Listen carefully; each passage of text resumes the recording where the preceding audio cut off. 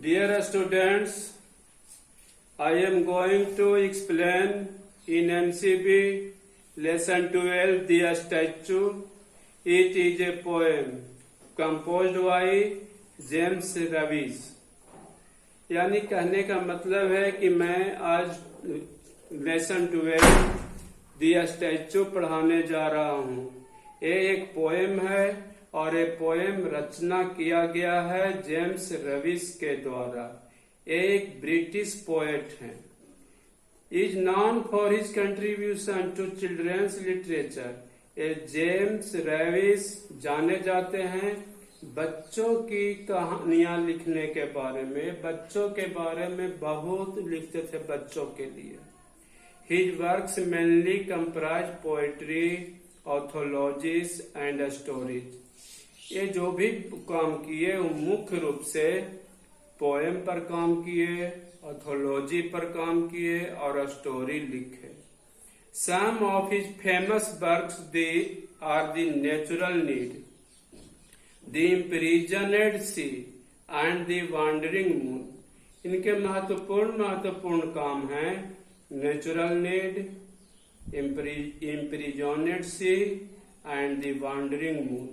ये इनके महत्वपूर्ण किताबों का, महत्वपूर्ण बुक का नाम था। चलते हैं इस पोएम में। स्टैचू। स्टैचू क्या होता है? जैसा कि तुम लोग जानते हो, एक पत्थर की मूर्ति होती है। तो देखते हैं पत्थर की मूर्ति के बारे में क्या पोएट ने लिखा है। Look at the pictures below. In picture को देखो। 3 पिक्चर हैं तुम्हारे बुक में। एक है स्टैचू ऑफ लिबर्टी, एक है स्पेनिक्स, एक है Christ the Redeemer. They are all world famous sculpture. ये दुनिया का बहुत ही नामी गिरामी मूर्ति का कार्य है। Do you know there names and their location. क्या तुम लोग इसका नाम और ये कहाँ पर है इसके बारे में जानते हो? Match them to their names and places. इसको मिलाओ अपने नाम से और उसके जगह से। स्टैचू ऑफ लिबर्टी जहाँ लिखा हुआ है उसके नीचे, उसके ऊपर में जो पिक्चर है वो स्टैचू ऑफ लिबर्टी नहीं है। तुम्हें पता करना है कि इस पिक्चर में कौन है स्टैचू ऑफ लिबर्टी। जिस पिक्चर के नीचे द स्फेनिक्स लिखा हुआ है वो पिक्चर सचमुच में द स्फेनिक्स का नहीं है, वो दूसरे का है पिक्चर। उसके नीचे लिख दिया है, उससे क्या? तुम्हें पता करना है कि द स्फेनिक इस 3 में से है कौन। इसी तरह मैच करना है। चलते हैं आगे इस स्टैचू पोएम में देखने। On a stone chair in the market place seats a stone gentleman with a stone face. On a stone chair, एक पत्थर की ही चेयर पर। In the market place, market के बीच बीच में, मार्केट के जगह पर। सीट से स्टोन जेंटलमैन, बैठा हुआ है एक जेंटलमैन, वो भी पत्थर का बना हुआ। विथ ए स्टोन फेस, उसका चेहरा भी पत्थर का बना हुआ है। कहा जा रहा है कि मार्केट में एक पत्थर की मूर्ति है जो पत्थर की चेयर पर, पत्थर के फेस का, एक पत्थर का जेंटलमैन है। He is great, he is good, he is old as old. How many years I have not been told. Poet आगे कह रहे हैं कि he is great, वो किसी महान व्यक्ति का पिक्चर, एक तस्वीर है, वो स्टैचू है। He is good, वो बहुत अच्छे आदमी हैं। He is as old, वो इतने बूढ़े हैं। How many years I have not been told। कितने साल के बूढ़े हैं, मैं नहीं कह सकता हूँ। यानी पोएट कह रहे हैं कि उनकी उम्र का मुझे पता नहीं है, लेकिन बहुत बूढ़े हैं, बहुत महान हैं, बहुत अच्छे आदमी हैं वे जिनकी वो स्टैचू है। Great things he did a great while ago and what they were I do not know। Great things, महान महान काम ही डिड, उन्होंने किया था।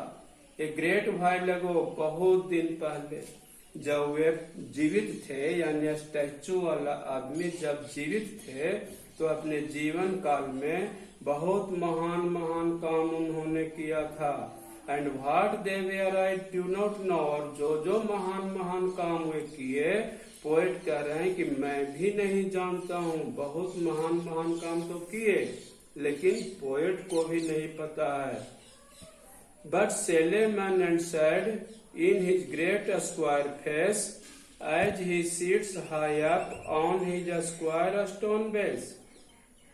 But Solomon and said, किंतु वो जो स्टैचू है वो बहुत उदास मुद्रा में है। In his great square face, और उनका चेहरा भी बहुत बड़ा है, स्क्वायर टाइप का है। As he sits high up on his square stone base, और जहाँ पर बैठे हुए हैं वो स्टैचू वो बहुत ऊंचे जगह पर है। As he sits high up, बहुत ऊंचे जगह पर बैठे हुए हैं। On his square stone base, और उसका जो फाउंडेशन है, मूर्ति का जो बेस है, नीचे का जो सतह है वो स्क्वायर टाइप का है, चौकोन है, चारों ओर से बराबर है, स्क्वायर पत्थर का बना हुआ है। Day after day he sits just so, with some birds in a foreign tongue below. Day after day, हर दिन he sits just so, ठीक उसी तरह ये बैठे रहते हैं। हर दिन वो उसी तरह बैठे रहते हैं। ये पत्थर की स्टैचू है, उसी तरह तो रहेंगे ही, ये हिलेंगे भी नहीं, डुलेंगे भी नहीं।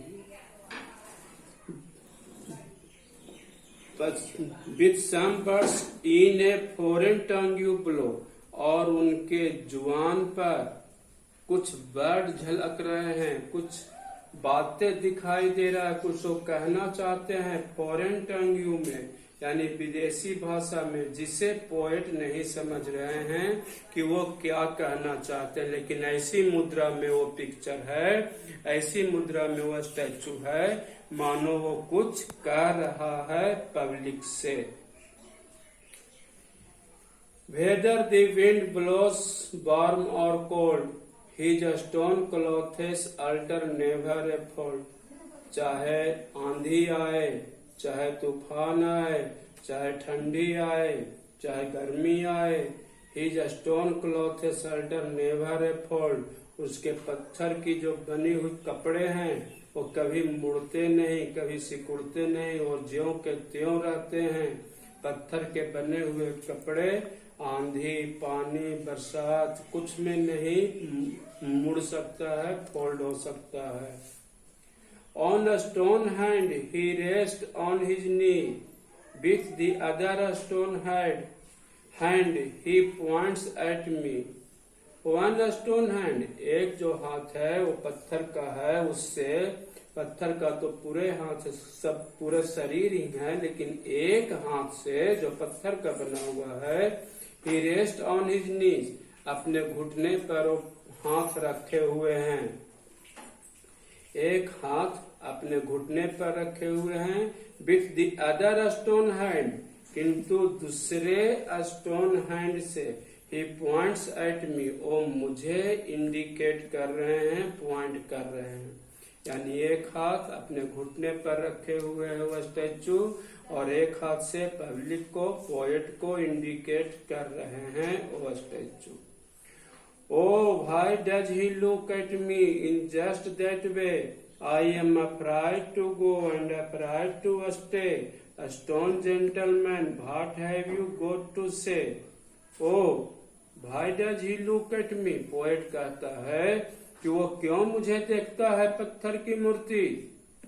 In just that way, इस तरह से वो पत्थर की मूर्ति मुझे क्यों देखता है, मुझे क्या कहना चाहता है। I am afraid to go, मैं जाने से भी डरता हूँ, मैं यहाँ पर से जाने से भी डरता हूँ। एंड afraid to stay, और यहाँ पर ठहरने से भी डरता हूँ। मैं क्या करूँ, मैं तो असमंजस में हूँ। पोएट कह रहे हैं मैं जाने से भी डर रहा हूँ और यहाँ पर ठहरने से भी डर रहा हूँ। Stone gentleman, what have you got to say? O stone gentleman, पत्थर की वो मूर्ति, तुम मुझसे क्या कहना चाहते हो? पोएट कुछ समझ नहीं पा रहा है कि वो पत्थर की मूर्ति इस पोएट से क्या कह रहा है। पोएट असमंजस की मुद्रा में है।